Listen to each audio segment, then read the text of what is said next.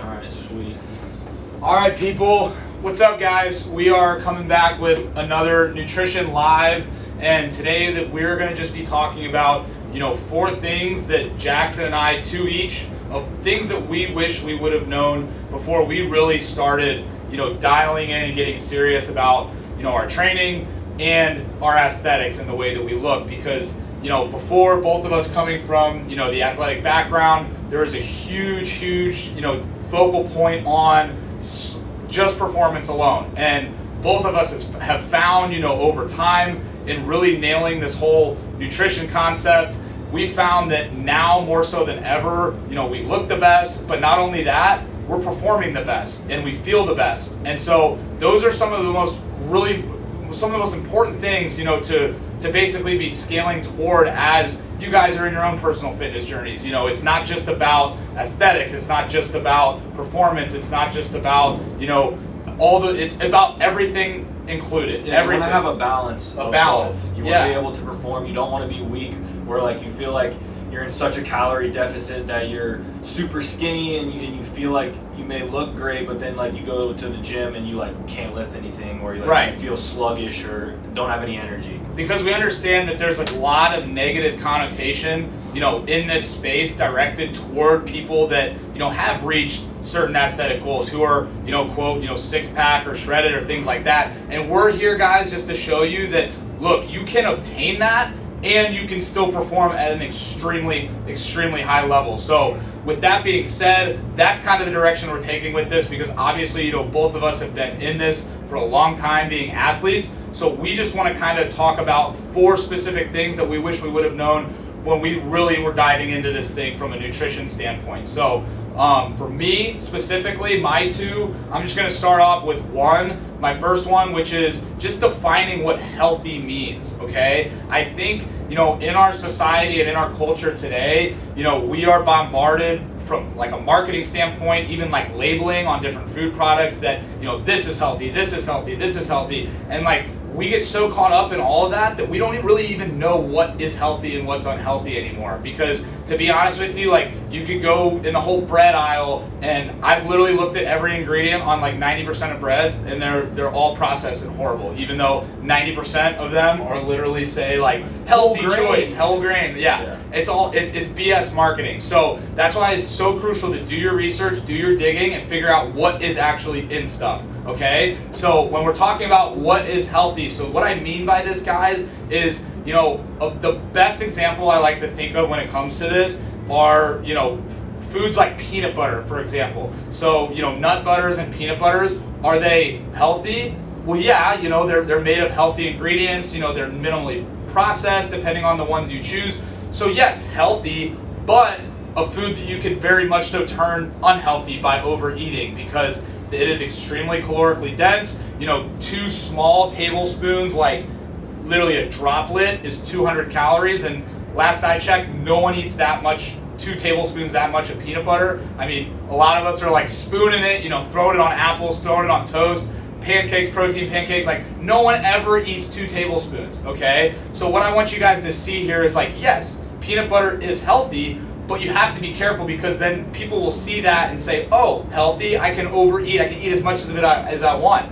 But before you know it, you're 1,000, 2,000 calories deep in peanut butter, and there goes your calories for the day. So when I'm talking about healthy, versus unhealthy, you guys really have to understand, what are the goals, what are you trying to achieve, and what is the intent, behind what you're consuming. So that's, as you guys have seen with a lot of our stuff, we're really trying to get you guys to realize how to make good decisions when executing your whole nutrition plan and just your daily and weekly routine. So do you have anything to add to that? No, I think you just hit on a good point, though, of eating with intent and with purpose, and knowing what you're eating and why you're eating it is huge. Yeah. And then, guys, just kind of segueing, so that's my number 1, is just, defining healthy, because it's so easy to overeat on even healthy foods. So just being very conscious of that and what you're consuming. Second is, guys, not letting any macronutrients, any one macronutrient, carry the weight of all the macronutrients. So what do I mean by that? I am someone who I'm going to talk more about this, but I will admittedly say, I was wrong once before about what I thought about the ketogenic diet. I thought that this diet was an end-all be-all diet. I thought that it was, yielding all, like the most max results I could get, when in reality, I was slightly limited. I was able to take my body and transform it, over several years of doing that style of diet, but I reached a point where I stopped, I plateaued. I literally could not make any changes in my performance and the way I looked at all. And so I had to just kind of look back inward and say, what am I doing that's not right? What am I doing that could be different, that might yield a different outcome? And so that's when I figured out, the only thing I wasn't doing was introducing that moderate to higher level carbohydrate intake.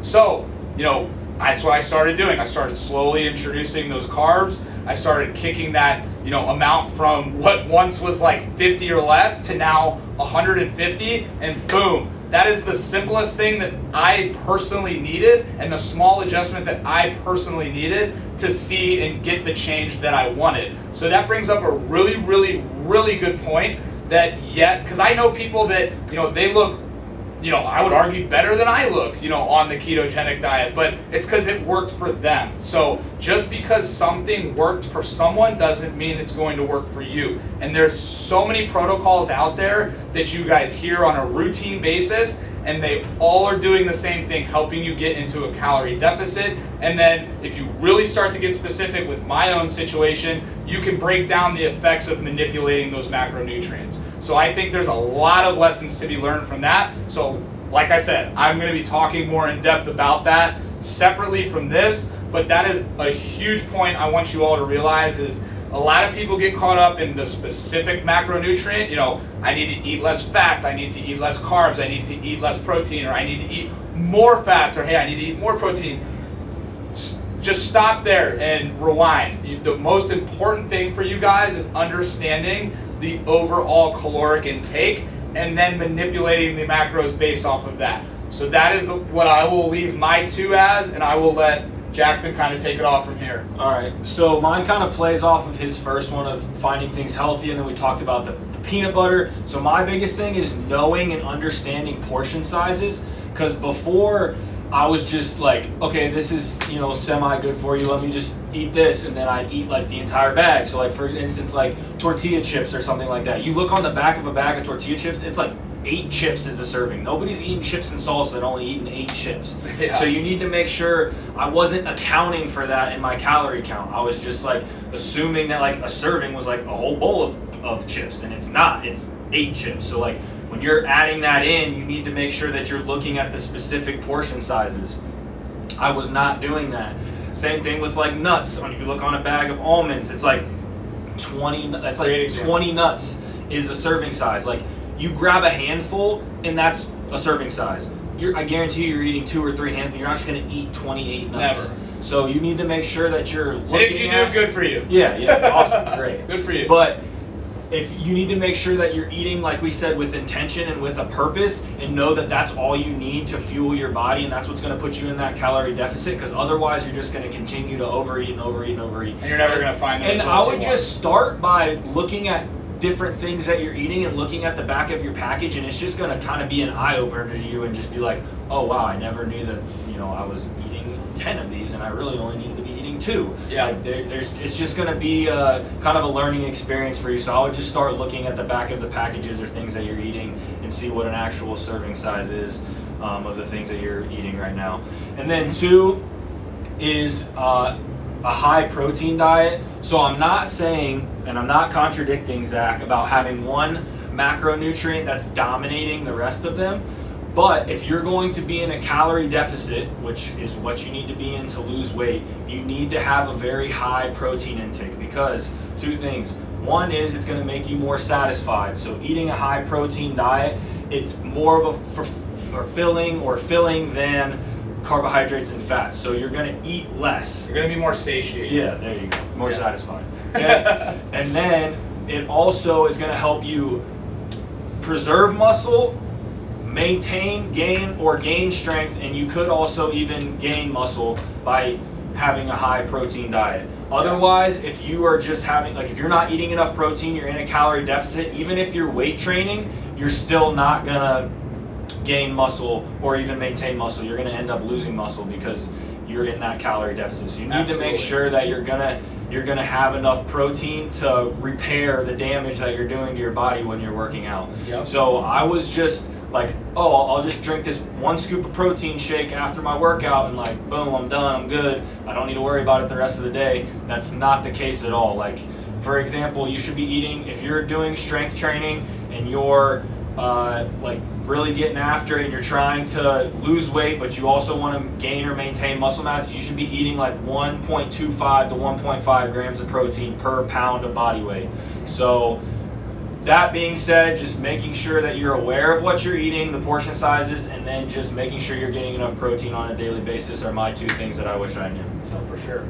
And do you want to give an example of kind of like I would give an example even of like your protein intake, and like I could even tell mine like versus like what we thought, like what we were doing before, like as ex-athletes, we both played sports in college, so like basically after that, what did our I'm just asking. Yeah, so like originally, like I was always told like 1 gram of protein per pound of body weight, so that would be like 205 grams of protein. Right now, I'm in a calorie deficit and continually losing body fat. I'm gaining strength. I'm as strong as I've ever been. I'm as lean as I've ever been. I'm eating 326 grams of protein a day.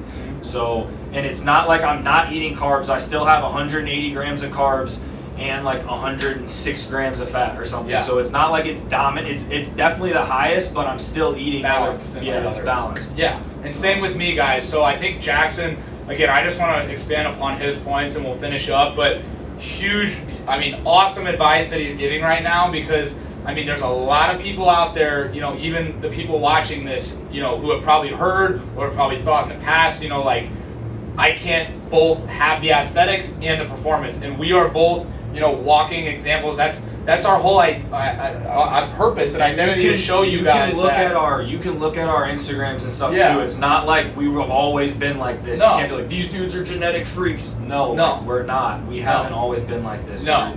So we just want you guys to see that, like, look, like, we promote this stuff all the time, like, because we're living it ourselves and we're helping a whole lot of people do it themselves. So it's very doable to gain performance, to have performance gains, have aesthetic gains, and everything in between. It's doable, it can be done, and that's what we're trying to help you guys realize and help you guys obtain for yourselves. So anyway, this is what we got for you. These are our 4, things that we wish we would have known back when we were trying to get serious about, our own personal nutrition, health, fitness journeys post, college playing. If you have any questions, we'll give you like 20 seconds to throw some on there if you have anything.